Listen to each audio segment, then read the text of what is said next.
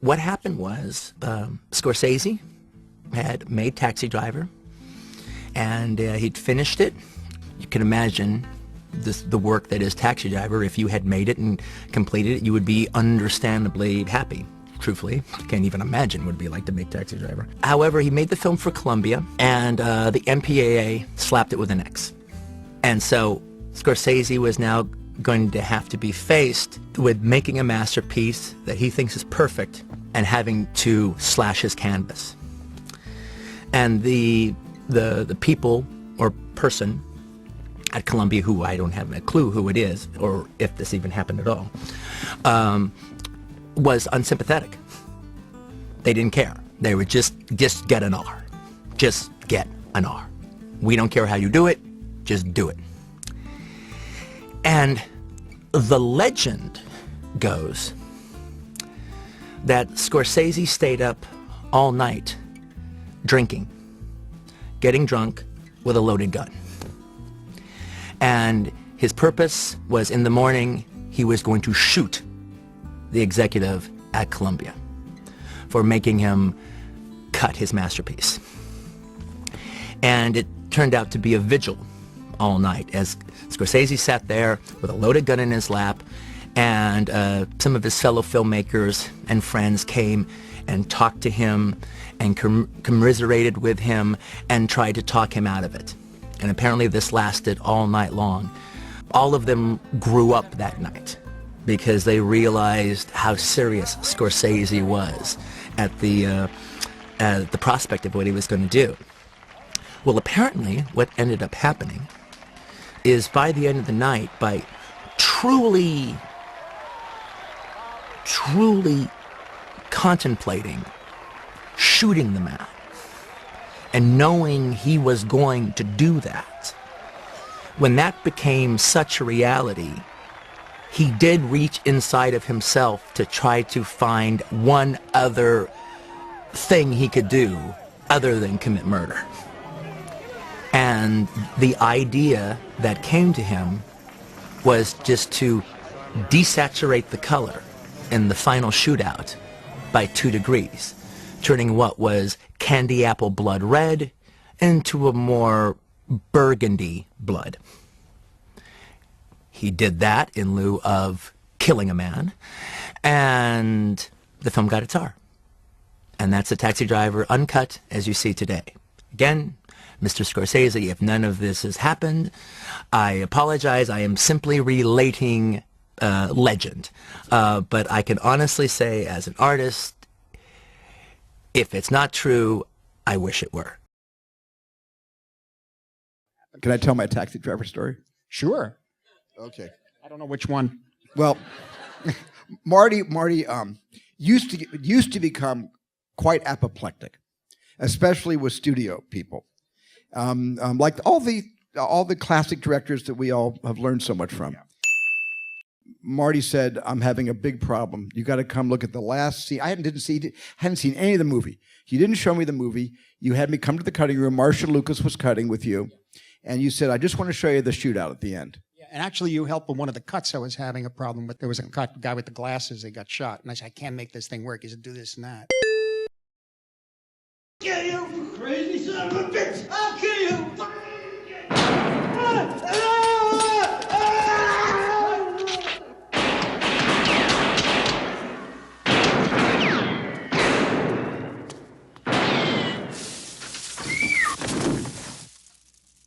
And it worked. That was on Moviola, actually. It was on Moviola then.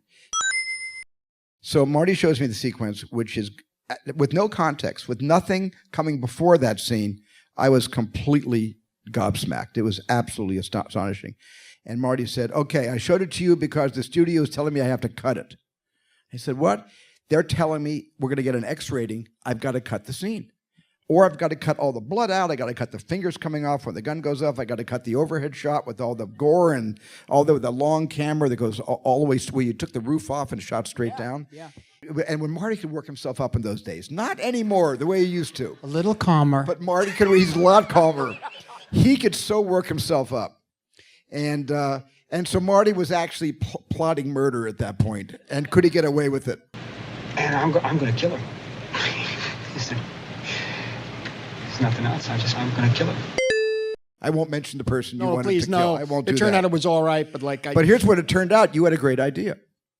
You explain what you did. desaturate the color. He desaturated the color, and the MPAA gave him an R rating. 여러분은 멕시코의 쓰리 아미고스라고 아시나요? 바로 파네미로, 셰프 오브 워터 등으로 유명하신 기예르모 델 토로, 칠드런 오브 맨, 그래비티로 유명하신 알폰소 쿠아론, 버드맨, 레버넌트로 유명하신 알레한드로 이나리투 감독님 세 분을 일컫는 명칭입니다. We met in '87, I think. We met in the waiting room of a TV series that we were eventually going to do together. Yeah. You know, he had directed one of the episodes, and I saw the episode and I identified he was credited with screenplay, but it was based on a Stephen King. Oh, I remember this story. Yeah. and I meet him and I ravedly say, "You stole that story from Stephen King," and he says, "Yes." No, but I said yes, and they said, "Isn't it great? Wasn't that story great?" And I was flattered. I said, "Yeah, the story was great." He says, "But then why your episode sucks so much?" And then I started just laughing. And he started explaining me why my episode sucked so much, and he was right. And then mine sucked even worse. I met Alfonso because he was preparing Great Expectations, and I came to visit him just to introduce myself, and I gave him some little films, that I have done, and he was very generous with me, and he basically helped me to develop self-confidence, to be courage to make my first feature film. Then when I was developing Amores Perros, which was my first film, I called him, and he was always, giving me advice in the script and everything. I shot the film. And by a common friend that Guillermo and I had, this friend, Antonio Rutia, sent the tape to Guillermo. And Alfonso, and then Alfonso to you. Yeah. And then one morning at 6 a.m. in the morning, strangely, one guy called me and said, your film is a masterpiece, but you need to take out the second story of it. Everything out. And I said, are you crazy? So I admire you, but... So during the next 10 days, I don't know why, so early he called me, just like going on about what to take out. I say, if you are so brave, you should come here. And I have been in my house editing by myself 7 months, and I was getting crazy. And the film was 2 hours, 45 minutes, and I need to take it down. So one day... He shows up. Yeah, he knocks the door, I go up, and there's this guy with the eyes like a kid like that. I say, hi, I'm Guillermo del Toro.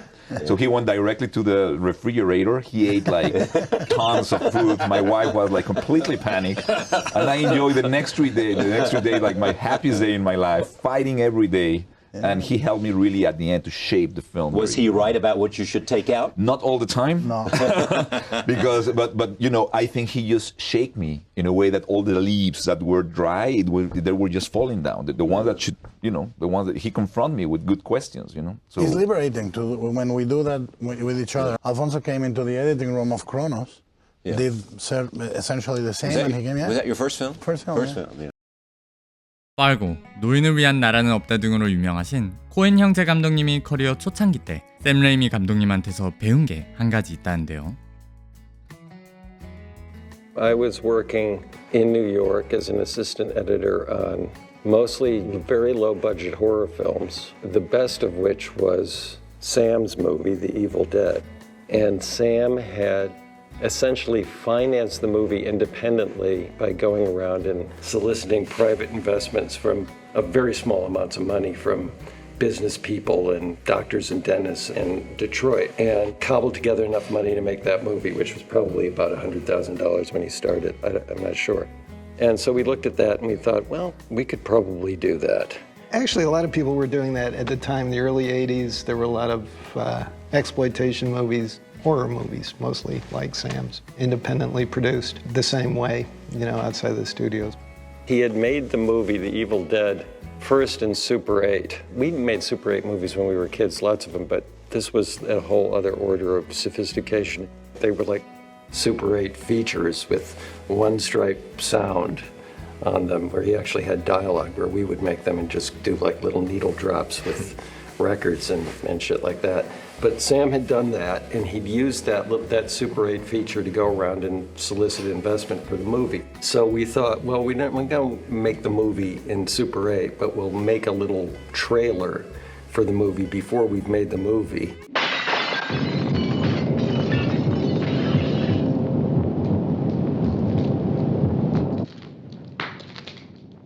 Sam sort of taught us that if you ask people to, called them up on the phone and asked people to invest in a movie, they'd tell you to go to hell. But if you said, I have a piece of film I want to show you, then some of them would let you to come into their living room and set up your little projector and show it to them. We shot this little trailer in New York over like President's Day weekend so we could get the camera for 3 days when we were only renting it for 1 day, and went out and shot and designed this thing that looked like a trailer for a movie and was very sort of action oriented, but you never saw the faces of the actors because we hadn't made the movie yet.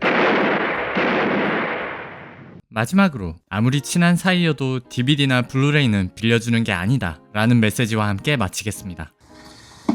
미디엄 쿨은 제가 옛날에 DVD를 가지고 있었는데 박찬욱 감독님이 이걸 빌려가서 먹어버렸어요. 안 돌려줬어요. 저는 그런 사람 아닙니다. 그 히스토리가 거의 다 볼 수 있네요. 방금 지나간 저 탐욕스러운 주지승은 누구죠? 그 왜 머리가 왜 저랬더라? 제가 저렇게 한 적이 한 몇 번 있어요. 네, 조폭 같기도 하고 이상하네. 류승환도 가끔 머리를. 네. 그때 베를린 때 삭발했었는데. 류승환 감독은 대신 이제 삭발하면 멋있죠.